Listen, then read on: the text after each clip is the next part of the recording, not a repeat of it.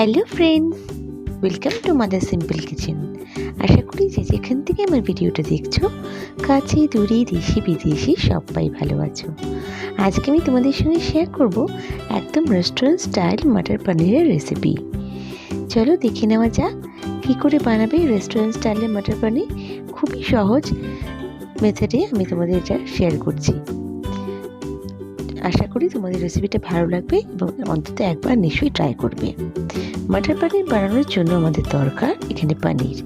আমি এখানে 400 গ্রাম পনির নিয়েছি, 2টো পেঁয়াজ বাটা নিয়েছি, একটা টমেটো চপ করে নিয়েছি, আদা রসুন বাটা নিয়েছি 1 চামচ মতন, আর এখানে 50 গ্রাম কাজু আমি গরম জলে ভিজিয়ে পেস্ট করে রেখেছি, আর নিচ্ছি এখানে 1 কাপ কড়াইশুঁটি। কড়াইতে পরিমাণ মতন সর্ষের তেল দিয়ে আমি প্রথমে এখানে একটা শুকনো লঙ্কা, তেজপাতা, গোটা গরম মশলা, আর আমি এখানে 1 চামচ মতন গোটা জিরে ফোড়ন দিলাম। হালকা ভাজা গন্ধ আসলে এখানে আমি অ্যাড করে দিচ্ছি পেঁয়াজ বাটাটা। আমি এখানে 2টো বড় সাইজের পেঁয়াজ আমি বেটে নিয়েছি, এখানে অ্যাড করে দিলাম। দেখো বেটে দিয়ে এবার আমি ভালো করে একটু ফ্রাই করে নিচ্ছি। এরপর যেটা অ্যাড করবো আমি এখানে আদা রসুন বাটাটা। আমি এখানে 1 চামচ মতন আদা রসুন বাটা অ্যাড করে দিলাম, দিয়ে ভালো করে আমি ফ্রাই করে নিচ্ছি।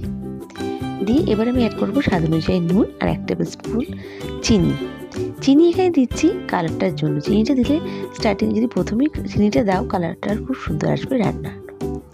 দেখো দিয়ে আমি হালকা একটু ভাজা ভাজা করে নিচ্ছি। এবার আমি এখানে অ্যাড করে দেবো হলুদের গুঁড়ো 1 চামচ, শুকনো লঙ্কার গুঁড়ো 1 চামচ, 1 চামচ কাশ্মীরি লঙ্কার গুঁড়ো, 1 চামচ ধনে গুঁড়ো, 1 চামচ জিরে গুঁড়ো। সব উপকরণগুলো দিয়ে আমি ভালো করে একটু মিশিয়ে নেব।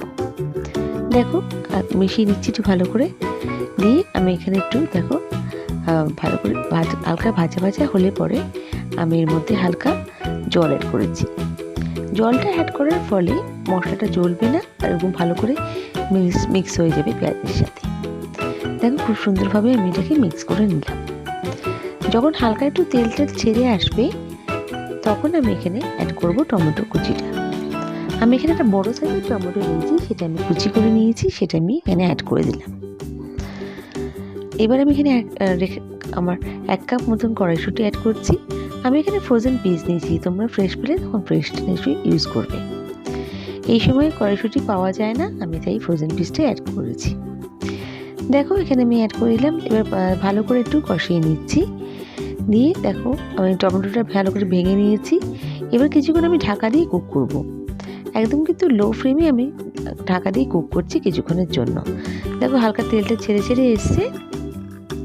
এবার একটু হালকা নাড়িয়ে চাড়িয়ে নিয়ে আমি এখানে অ্যাড করে দেবো 2 টেবিল স্পুন মতন টমেটো কেচাপ। এখানে তোমাদের কাছে টমেটো কেচাপটা না থাকে টমেটো পিউরিও দিতে পারো একটু, তবে কেচাপটা দিলে খুব সুন্দর কালার আসে আর টেস্টও আসে। ইউজুয়ালি আমাদের সবার ঘরে টমেটো কেচাপটাও থাকে, তাই 2 চামচ ইউজ করলে পরে কিন্তু টেস্টটা খুব এনহ্যান্স হয়ে যাবে। অবশ্যই দিও ওটা। দেখো দিয়ে আমি ভালো করে নাড়িয়ে চাড়িয়ে নিচ্ছি। এবার আমি এখানে অ্যাড করে দেবো আমার বেটে রাখা কাজুটা। আমি কিন্তু 50 গ্রাম কাজু গরম জলে ভিজিয়ে বেটে রেখেছি। কাজুটা অ্যাড করে দিলাম পুরোটা, আর এখানে বাটি ধোয়া জলটা একটুখানি জাস্ট অ্যাড করে দেবো। কোনো কিছু ওয়েস্ট করা উচিত না বলো, তাই কাজু যেটা বাটিতে লেগে আছে সেটা আমি জলটা দিয়ে দিলাম। দিয়ে এবার দেখো ভালো করে নাড়িয়ে চাড়িয়ে নিচ্ছি।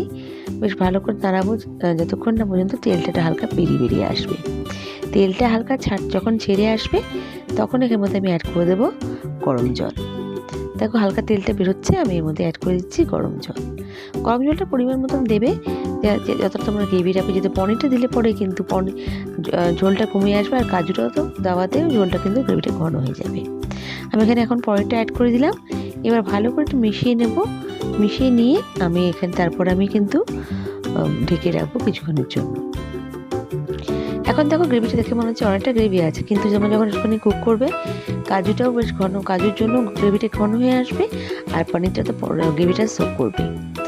দেখো এবার আমি কিছুক্ষণ রেখে দিলাম।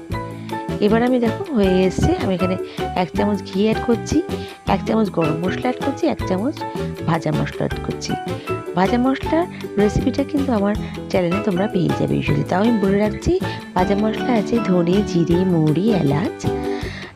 আমি শুকনো লঙ্কা দিয়ে শুকনো খোলায় ভেজে আমি গ্রাইন্ড করে দিয়েছি। এবার আমি একটু ফ্রেশ ক্রিম দিয়ে সার্ভ করবো। আমি এখানে ঘরে বানানো ফ্রেশ মালাইটাই দিয়েছি। বন্ধুরা, আমার রেসিপিটা যদি ভালো লেগে থাকে প্লিজ লাইক করো, আর নতুন বন্ধুরা আমাকে সাবস্ক্রাইব করে আমার পাশে থেকে যেও। তোমাদের এক একটা লাইক কমেন্ট আমাকে মোটিভেট করে নতুন নতুন রেসিপি নিয়ে আসার জন্য। আর বন্ধুরা, তোমাদের মিষ্টি মিষ্টি কমেন্টের জন্য অসংখ্য ধন্যবাদ। আমি সত্যি মোটিভেট হচ্ছি, আমার কাজে আগ্রহ বাড়ছে। আর আমার এই রেসিপিটা কেমন লাগলো আমায় কমেন্ট করে নিশ্চয়ই জানিও।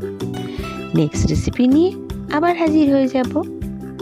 তোমরা সবাই ভালো থেকো, সুস্থ থেকো। বাই।